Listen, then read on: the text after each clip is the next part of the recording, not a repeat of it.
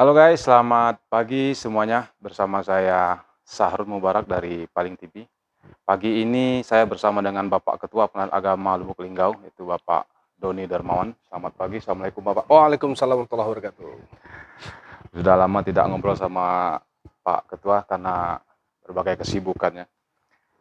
Langsung aja nih Pak, di pagi ini di awal tahun 2023, tepatnya tanggal 2 Januari. Mengawal tahun 2023 ini yang ingin kami tanyakan sebenarnya kilas balik ke 2022 Pak. Sedikit pertanyaan bahwa pada tahun 2002 sudah terbukti bahwa Bapak ini seorang yang inovatif dan kreatif dengan capaian-capaian yang sudah kami rasakan sebagai karyawan tentunya dan teman-teman semuanya. Pada kesempatan ini boleh untuk sedikit berbagi Pak kiat-kiat apa yang Bapak telah lakukan pada tahun 2022. Untuk 2022 alhamdulillah, saya bertugas selama 11 bulan Iya Pak, di Lubuk Linggau, Februari. karena masuk di bulan Februari. Februari. Jadi Februari tanggal 10 Februari saya dilantik dari Lahat masuk ke Lubuk Linggau. Alhamdulillah, kemudian saya berupaya menjalin komunikasi dengan seluruh aparatur PA Lubuk Linggau, karena kalau tanpa komunikasi tentu kita nggak akan bisa bergerak ya.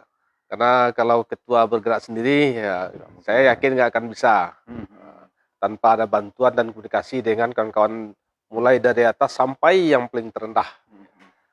Jadi pertama komunikasi, kemudian komunikasi terjalin alhamdulillah, kemudian buat perencanaan apa yang akan kita laksanakan ya tentu juga dengan melihat program kerja yang lalu yang sudah dibangun oleh pimpinan sebelumnya.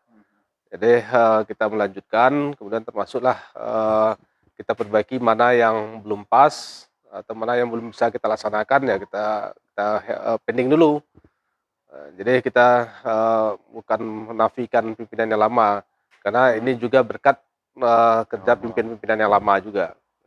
Kita hanya mengisi beberapa yang baru ya. Karena kalau nggak dimulai oleh pimpinan yang lama mungkin kita nggak bisa, karena sudah dibangun dulu semuanya, tinggal kita menata melengkapi apa saja yang kekurangan-kekurangannya. Kemajuan PA Lubuk Linggau ini kan yang dirasakan baik kami sebagai karyawan dan pengunjung atau pihak-pihak mencari pengalihan kan sungguh signifikan, Pak. Baik dari infrastruktur, pelayanan, pokoknya boleh dikatakan seluruhnya sangat pesat untuk kemajuan PA Lubuk Linggau saat ini. Tentu ada tantangan-tantangan nih, Pak. Ya. Ya karena kan kita bersaudara aja kan lain kepala nih istilahnya, lain keinginan apalagi Ya, ini lain tipikal orangnya ya. tipikal orangnya. Mungkin bisa Bapak sedikit berbagi, mungkin wah tantangan saya ini ngadapin Sarun atau ngadapin ini luar biasa. Boleh Pak berbagi. Ya, pertama yang saya hadapi pertama tantangannya itu SDM. SDM ya Pak ya? Ya, SDM, tantangannya apa? Tantangan kita kalau kita di PNS ini SDM-nya tentu ada kelebihan kekurangannya. Ya, kemudian yang kedua, tidak semuanya yang ahli dalam bidang tertentu. Misalnya kalau kepeniteraan ya ada ahli kepeniteraan, sekretariatan hanya sekretariatan. Saya membangunnya komunikasi pertama tadi komunikasi tadi. Setelah komunikasi terbangun, saya mencoba untuk membangun kebersamaan. Karena intinya kebersamaan itu pertama. Karena dimulai dengan kebersamaan, mulai terus muncullah kekompakan kita bahwa ini semuanya untuk kita semua, ya, nggak ada bukan untuk ketua. Jadi jangan kita pimpinan menganggap bahwa ini adalah kerja kita untuk kita, bukan untuk bawahan. Karena kalau saya prinsip saya gini, apa yang saya laksanakan juga harus punya manfaat untuk orang lain. Ya setidaknya bisa meningkatkan karir mereka. Alhamdulillah dengan itu banyak yang sudah dipromosi selama tahun 2022 peraturan PA Lubuk Linggau. Yang naik kelas, yang promosi jabatan, alhamdulillah sudah banyak yang terjadi. Itu yang pertama SDM. Yang kedua keuangan. Ya, keuangan kita kan terbatas ya. Iya Pak. Keuangan kita terbatas. Nah, tentu kita harus pandai mengelola keuangan itu. Cara mengelola keuangannya ya caranya saya gini. Pertama transparan. Transparan Pak. Jadi semua orang di kantornya harus tahu Jadi jangan sampai tidak tahu, harus tahu. Jadi kalau nggak, karena keuangan kan sensitif. betul Pak. 2000 3000 aja kita ambil kan sensitif itu. Betul Pak, betul. Ya, jadi kita harus transparan. Nah, ini uang, ini kita lakukan. Kan dengan uang yang terbatas itu, kita tentu nggak bisa minta pihak ketiga, rekanan untuk melaksanakan ini, buat ini, tentu nggak bisa, karena terbatas uangnya. Makanya dengan potensi yang ada di sinilah kita bekerja semua. Kalau nggak kita berdayakan, ya tentu saya yakin nggak akan bisa kita buat banyak. Bentar, Pak. Saya potong sebentar, Pak. Hmm. Terkait keuangan ini, guys, saya dapat bocoran di cerita nih kan. Secara logikanya kayaknya kantor ini nggak mungkin begitu pesat untuk infrastrukturnya, prasarananya sebagus saat ini saya rasakan. Ada bocoran bahwa Bapak terjun langsung, terus katanya nih Pak, Bapak menggelontorkan atau rela mengeluarkan untuk uang pribadi. Sebenarnya yang ada di benak Bapak pada saat ini untuk sebegitunya untuk PA Lubuk Linggau, atau inspirasi apa yang bisa Bapak bagikan untuk teman-teman? Ya, jadi kalau kita sebagai pimpinan memang harus harus berkorban ya. Jadi bukan, kalau saya berpikir begini, kalau bawahan semua SDM yang ada di Lubuk mau bekerja, kalau belum ada uangnya, ya saya bukan ria ya. Saya berani untuk mengeluarkan uang saya dulu. Karena saya yakin nanti suatu saat pasti akan terbayar ya. Tentu dengan perlahan, misalnya berapa dulu sudah bayar kantor, saya yakin.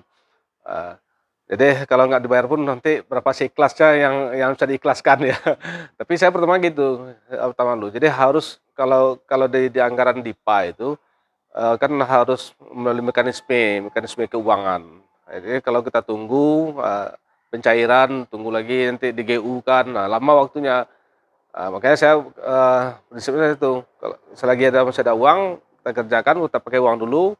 Nanti baru setelah itu kita cairkan dengan anggaran yang ada.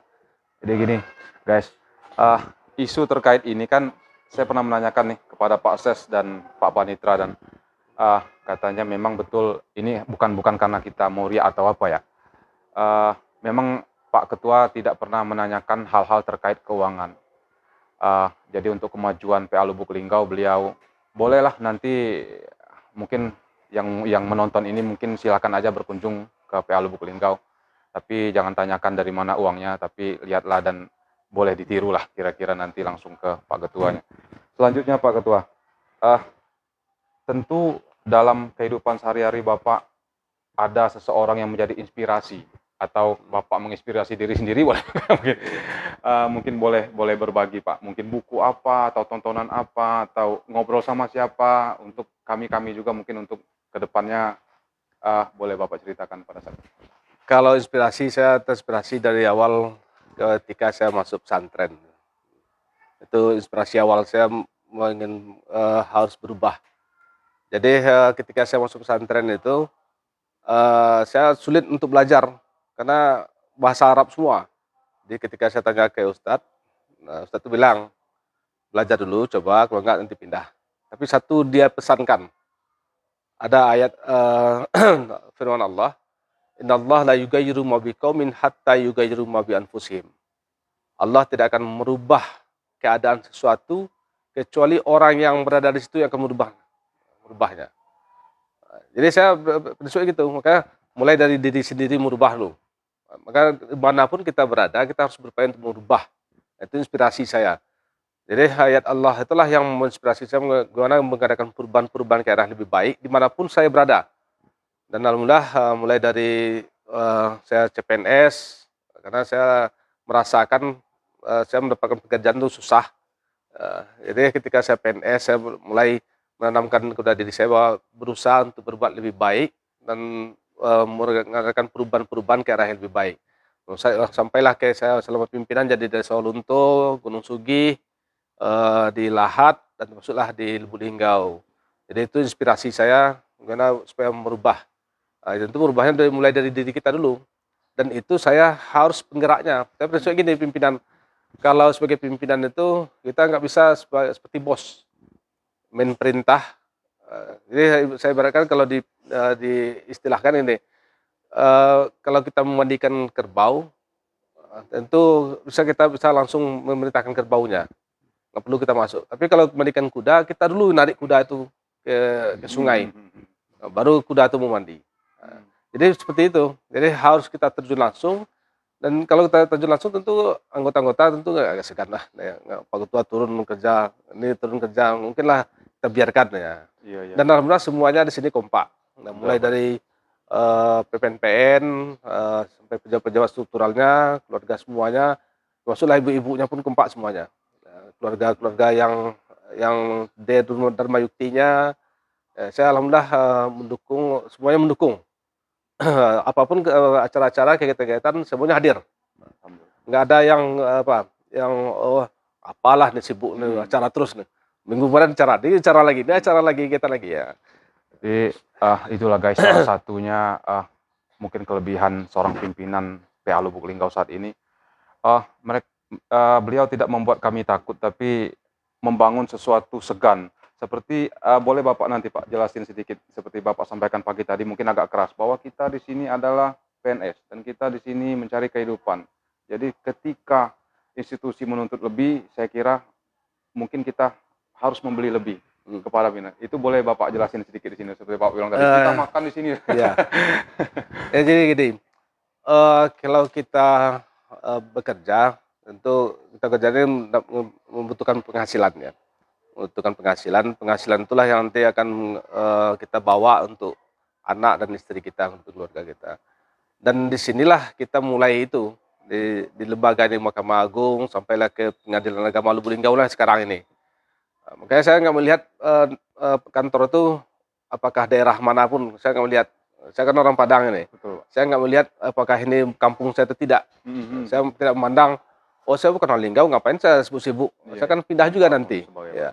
Nggak saya juga yang akan dimati, pasti orang lain pindah yang dimati ya. Paling saya setahun 2 tahun di sini. Iya.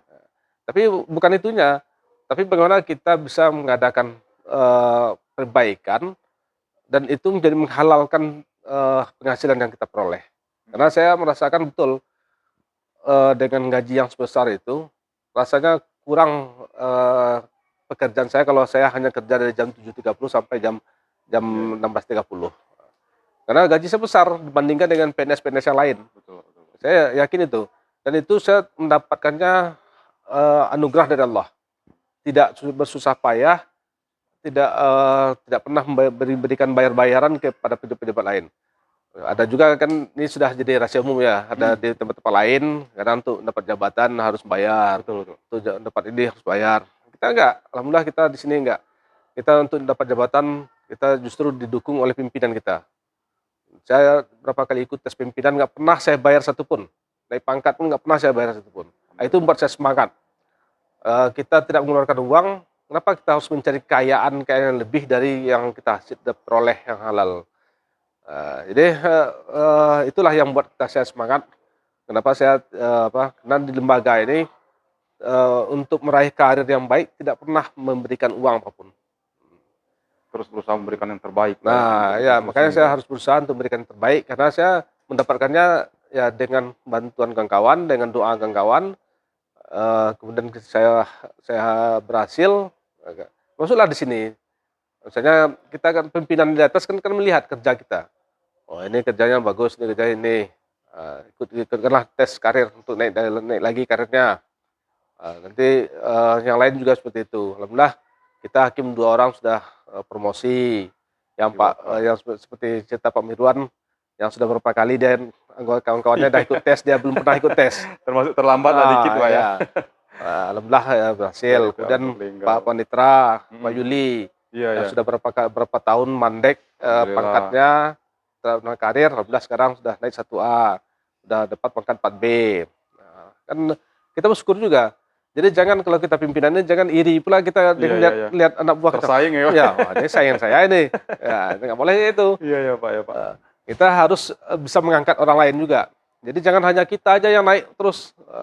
Sementara bawah sudah berkorban untuk kita untuk naik. Kita membiarkan diri kita sendiri. Karena saya yakin nggak akan berhasil seseorang tuh kalau tidak ada bantuan orang lain. Setidaknya bantuan doa. Tapi masih ada nih Pak,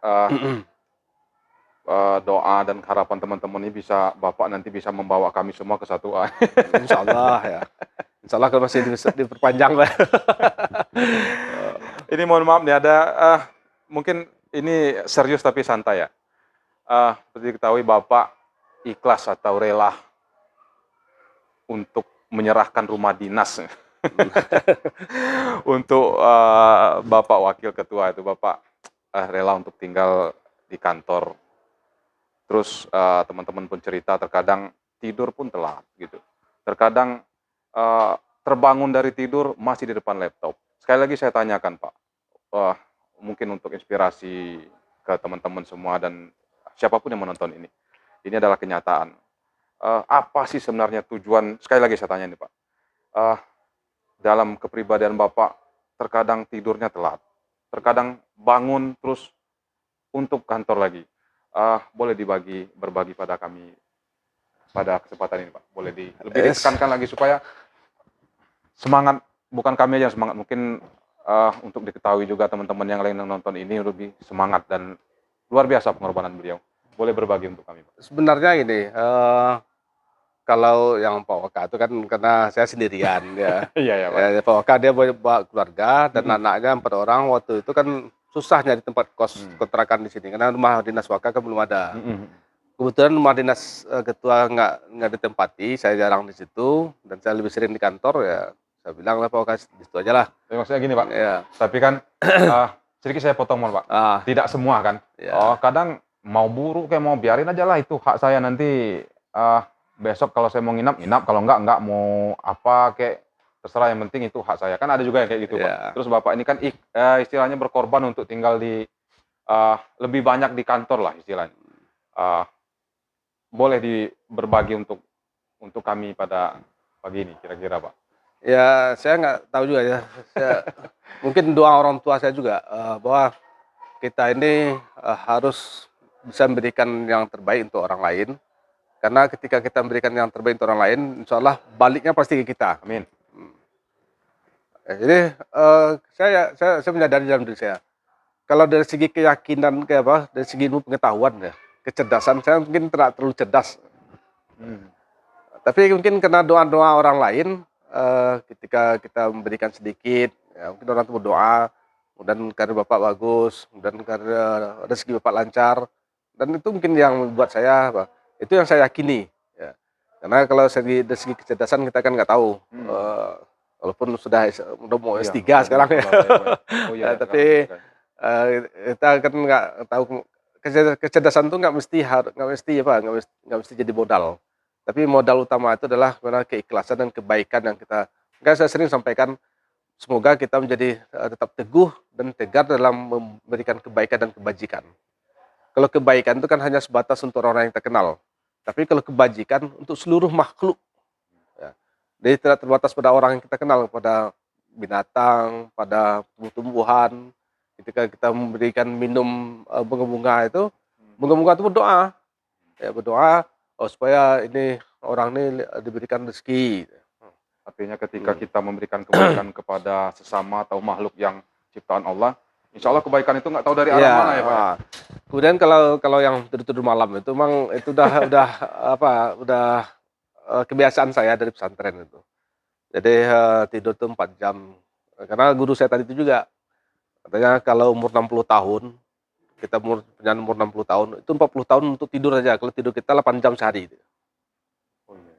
Jadi kalau kita tidur 8 jam sehari, 60 tahun umur kita, 40 tahun itu tidur. 20 tahun itulah kita yang beraktivitas. Jadi saya rasa kurang rasanya kalau 20 tahun itu banyak tidur. Ya. Makanya saya lebih banyak. Dan itu saya kerjakan. Kan kalau ketika lembaga ini naik namanya, maksud sekarang kan manajemen media. Kalau lembaga ini sudah dapat nama di tempat lain, kan yang tahu orang nanti aparatur PL Lubuk Linggau yang datang, oh ini dari Lubuk Linggau ya, ini Lubuk Linggau ya. Iya. Ya, dia bukan hanya ketuanya, semuanya terangkat. Ya. Jadi bukan hanya ketua, tapi semua dari yang bawah sampai bawah pun terangkat.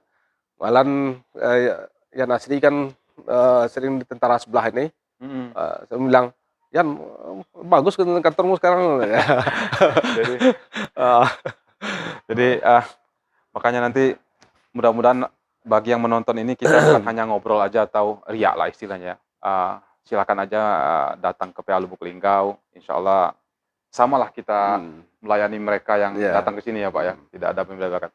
Terus Pak, ini udah di awal 2023.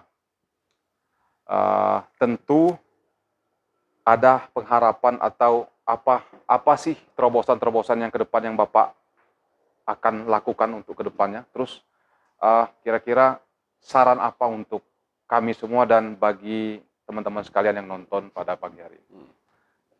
Kalau untuk kinerja ya saya setiap tahun tuh pasti punya resolusi.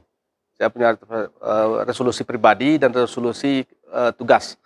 Nah, untuk kantor kemarin itu saya sampaikan resolusi kerja kita itu udah fokus 2. Tujuan utama kita kan membangun peradilan yang agung. Untuk mewujudkan itu ada 2 yang untuk 2023 ini yang saya tanamkan, saya harapkan. Pertama, pelayanan dengan berbasis teknologi informasi, tentu dengan inovasi-inovasi. Yang kedua, birokrasi bersih yang melayani. Jadi bagaimana birokrasi kita perbaiki, mana yang kurang kita tambahkan, mana yang nggak bagus kita perbaiki. Jadi birokrasi bersih melayani. Artinya birokrasi kita jangan ada lagi gratifikasi yang sekarang sampai sekarang nggak ada. Tapi kita tetap perbaiki itu. Kemudian untuk 2 ini tentu kita jabarkan dalam program kerja. Program kerja kita nanti perbaikan sarana prasarana, kemudian peningkatan SDM. Nah, jadi untuk kawan-kawan yang di PA Lubuk Linggau, seluruh aparaturnya saya berharap ikut ambil andil. Seperti saya sampaikan, ini semuanya kan mampu kalau ketua saja yang bekerja. Jadi semuanya harus ikut andil, mulai dari PPNPN, TKS sampai ketua harus ikut andil dalam membangun lembaga ini. Jadi jangan saya berharapnya itu semuanya punya andil. Karena lembaga kantor ini bukan hanya milik ketua, milik wakil, atau milik panitia sekretaris, milik kita semua.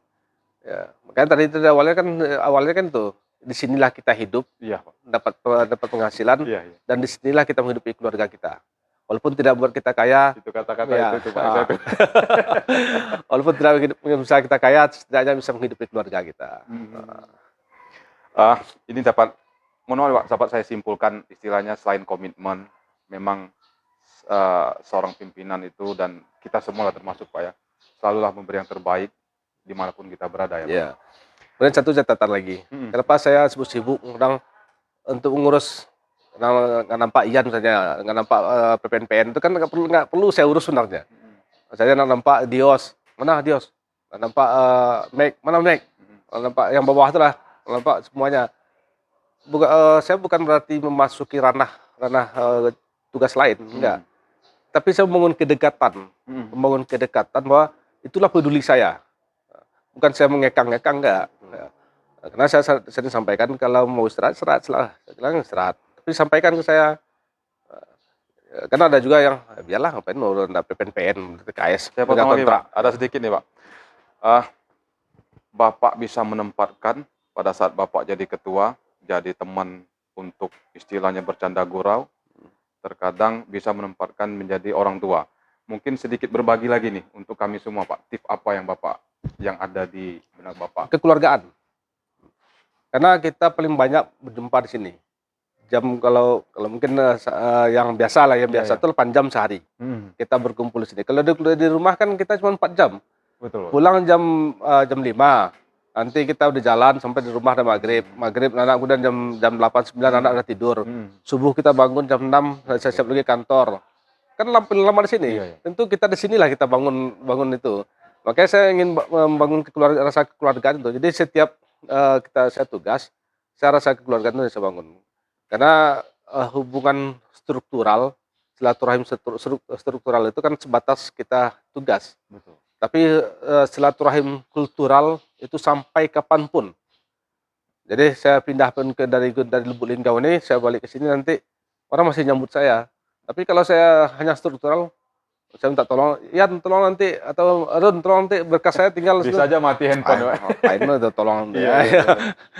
Artinya gitulah ya. Jadi silaturahmi kultural itu penting. Jadi dengan kekeluargaan itu jadi kawan-kawan ini bisa merasa lebih memiliki, merasa memiliki dan merasa dihargai. dihargai. Ya, jadi kerjanya itu bukan hanya walaupun ada saya kan kalau terjajah itu kan saya bergurau aja. Iya, iya, iya. Karena saya yakin nggak ada yang merasa terjajah. Ya. Iya, iya, iya. Tapi gurau-gurau saya, wah penjajah datang, merdeka. Sebenarnya Itu untuk menghangatkan suasana aja itu ya. sebenarnya masih banyak yang ingin saya tanyakan atau yang kita bincangkan. Namun karena waktu mungkin Pak Ketua juga ada keperluan lain. Insya Allah kedepannya kita akan ngobrol banyak lagi. Jangan bosan atau jangan lupa untuk selalu mendukung dan mensubscribe YouTube channel beliau juga ada. Beliau juga seorang YouTuber, memberikan hal-hal yang terbaik atau memberikan masukan-masukan yang terbaik untuk kita semua. Saya sekiankan dulu untuk pagi ini perbincangan saya dengan Pak Ketua. Saya ucapkan terima kasih pribadi dan untuk karyawan juga kami ucapkan terima kasih atas kebersamaan Bapak selalu memberikan yang terbaik untuk kami. Semoga sukses untuk kita semua, Pak.